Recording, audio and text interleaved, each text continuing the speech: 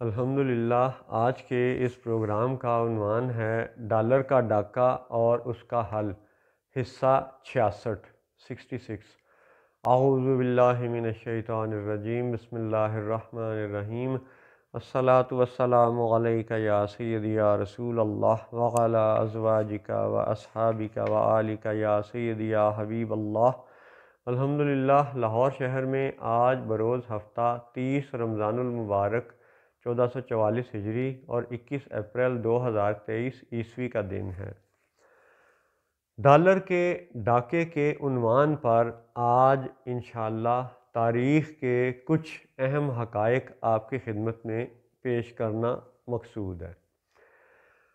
गोरे ने साम्राज्य ने बंदूक के ज़ोर पर जब सारी दुनिया को ग़ुलाम बनाया और उसने हिंदुस्तान के इलाके में क्या किया, 1861 में 1861 में एक पेपर करेंसी एक्ट बनाया, यानी कागज़ के नोट छापने का एक कानून, जो कि दरअसल उस गोरे साम्राज्य की मोनोपोली को कायम करने का एक बहाना था कि अब सिर्फ गोरा जो है ना, वो उसकी ये लीगल अथॉरिटी होगी, उनके बकौल लीगल अथॉरिटी, कि वो सिर्फ वही नोट छापेंगे। तो वो भी जुल्म, बंदूक के ज़ोर पर कब्ज़ा, वो भी जुल्म, और 1861 का पेपर करेंसी एक्ट, वो तो बिल्कुल उसकी मोनोपोली थी, monopoly to issue notes in India.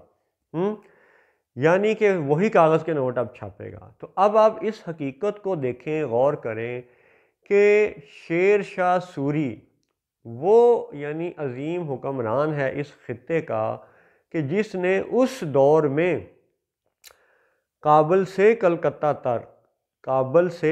Calcutta तक यानी अफ़गानिस्तान के शहर काबुल से फिर आगे आए मौजूदा पाकिस्तान, फिर मौजूदा पाकिस्तान से आगे आए मौजूदा हिंदुस्तान, और हिंदुस्तान का वो परला किनारा जो बांग्लादेश के करीब है यानी कलकत्ता, तकरीबन 1700 किलोमीटर लंबी उसने तवील सड़क तामीर की। और आज के डाकुओं की तरह सड़कों का टैक्स नहीं लिया उसने आवाम से। जितनी दफ़ा गुजरो उतनी दफ़ा टैक्स, जितनी दफ़ा मोटरवे पे चढ़ो उतनी दफ़ा टैक्स, थोड़ा सा हिस्सा गुजरना है तो भी जालिमाना टैक्स, हर बार टैक्स। ला हौला वला कुव्वत। शेर शाह सूरी ने 1700 किलोमीटर लंबी सड़क तामीर की और आज के जमहूरी हुक्मरानों की तरह आवाम का खून नहीं चूसा जरनैली सड़क के ज़रिए, grand trunk road GT road के ज़रिए उसने आवाम का खून नहीं चूसा।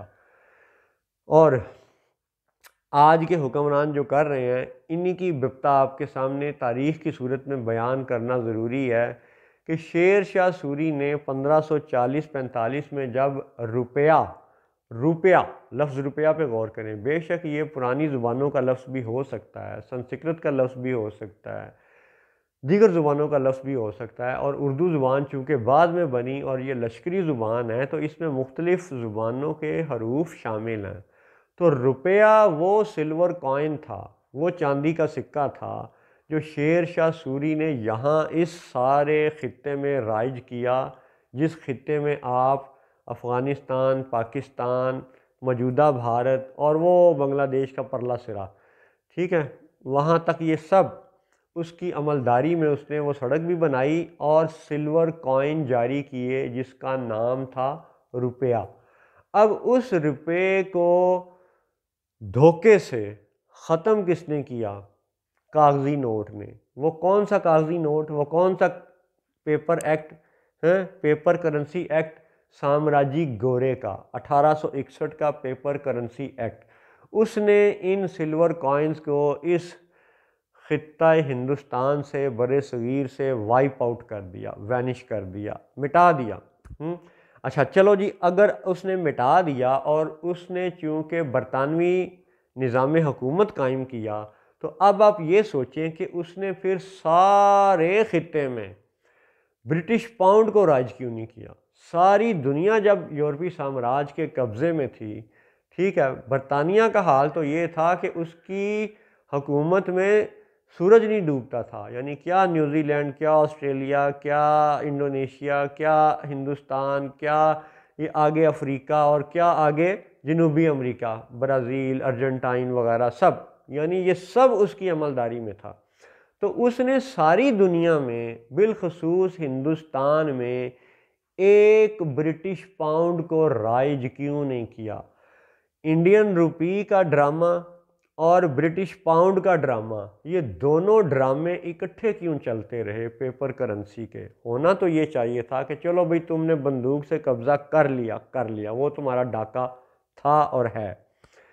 दूसरा डाका जो तुम्हारी लंबी प्लानिंग थी वो ये थी कि पाउंड भी रहेगा और हिंदुस्तानी रुपया भी रहेगा। और फिर जब पाकिस्तान बना तो कुछ अरसा हिंदुस्तानी रुपया भी पाकिस्तान के अंदर इस्तेमाल होता रहा। और फिर जब पाकिस्तान को मज़ीद दजल में मुब्तला करना इनके छोड़े हुए इदारों ने चाहा तो कायदे आज़म और यानी मशहूर लीडरों की तस्वीर के साथ नोट बनाए गए। अब आप ये गौर करें कि सारी दुनिया में, जैसे कि भारत में महात्मा गांधी की फ़ोटो वाला नोट क्यों बनाया जाता है, पाकिस्तान में कायदे आज़म की फ़ोटो वाला नोट क्यों बनाया जाता है? ताकि एक नफसियाती हरबा इस्तेमाल किया जाए कि दुनिया भर के लोग अपने अपने मकामी लीडरों की फ़ोटो देख के इस करेंसी का अदब करें, एहतराम करें, इससे मरऊब हो जाएं, इसके रोब में गिरफ़्तार हो जाएं, यानी इसके दजल और धोखे में जकड़ लिए जाएं। तो तमाम दुनिया के नोटों पर जो उनके मुतलका लीडरान की तस्वीर बनाई जाती हैं, ये भी कोई बेमानी बात नहीं है। अगर तो ज़मानतनामा ही जारी करना मकसूद था तो फिर ये भी तो था कि एक सादा कागज़ पे लिख दिया जाता कि जी ये 100 रुपये का ज़मानतनामा है और ये मोहर लगा दी जाती या ये दस्तखत कर दिए जाते तो बग़ैर फ़ोटो के भी नोट बन सकता था। कहीं कायदे आज़म की तस्वीर, कहीं किंग सलमान की तस्वीर, कहीं महात्मा गांधी की तस्वीर, तो ये सारी तस्वीरें भी अवामुन नास की तवज्जो और उनकी अकीदतों को इस तरह से वो इस्तेमाल करते हैं कि कागज़ी नोट को एक बाअदब मकाम दिलवाने के लिए। अच्छा, फिर हम वापस आते हैं इस नुक्ते पे कि जब बरतानिया ने सारी दुनिया पर जो कब्ज़ा कर लिया और हिंदुस्तान पे भी कब्ज़ा कर लिया, तो फिर दो करेंसियाँ पैरेलल क्यों चलती रहीं, हिंदुस्तानी रुपया भी और बरतानवी पाउंड भी?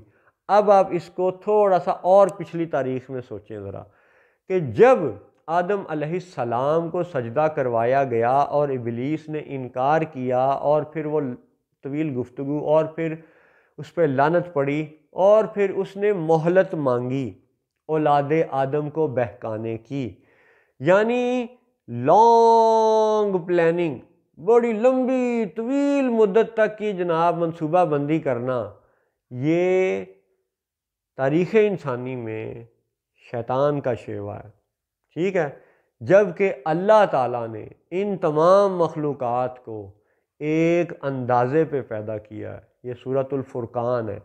गो कि सूरतुल फुरकान और तकदीर की बहस एक बहुत बड़ा अलग मौजू है, लेकिन यहाँ पे आप ये याद रखें कि लंबी मनसूबाबंदी ये शैतान और हिज़्बुल शैतान का शेवा होता है।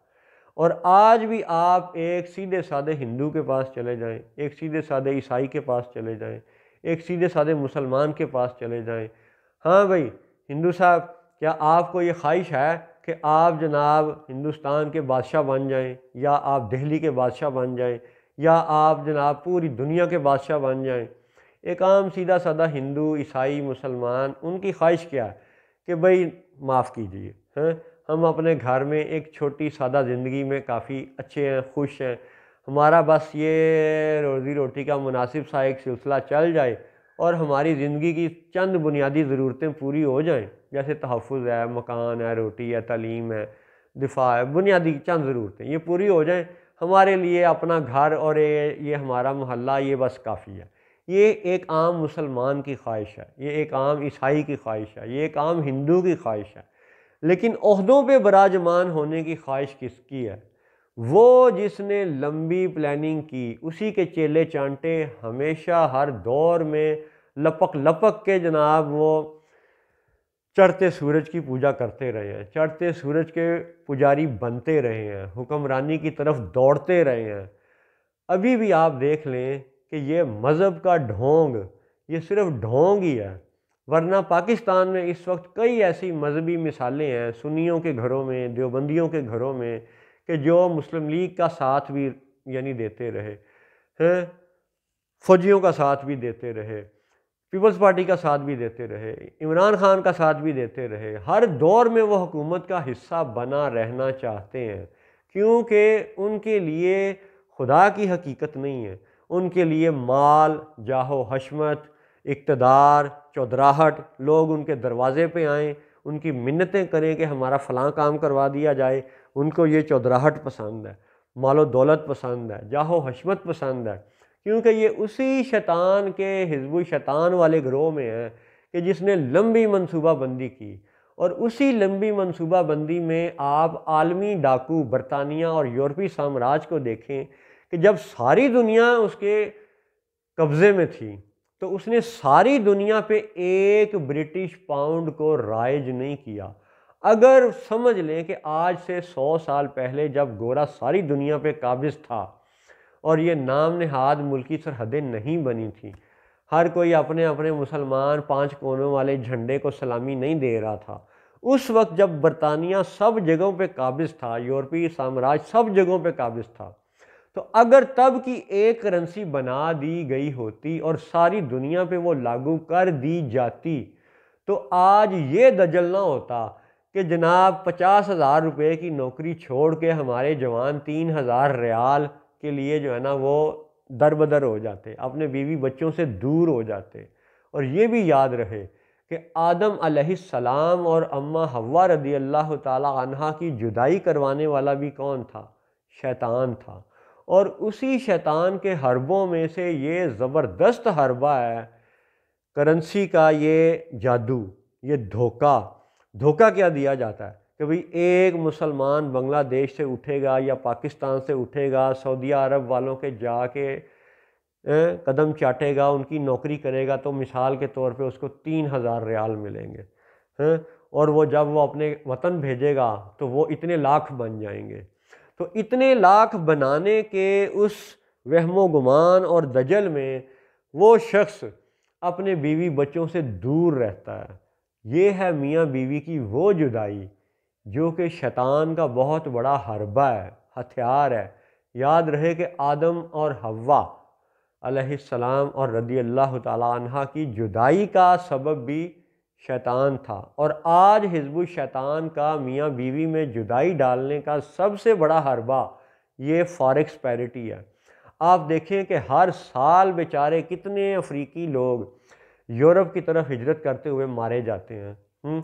चलो जो पहुंच भी जाते हैं वो भी तो अपने घर वालों से, बीवी बच्चों से दूर हो जाते हैं। इस हकीर ने खुद सऊदी अरब में रहते हुए ऐसे एक भारतीय शख्स को देखा जो था तो अकीदे का मुसलमान, लेकिन वो दम्माम शहर में नौकरी कर रहा था, मैं उसका नाम नहीं लेना चाहता।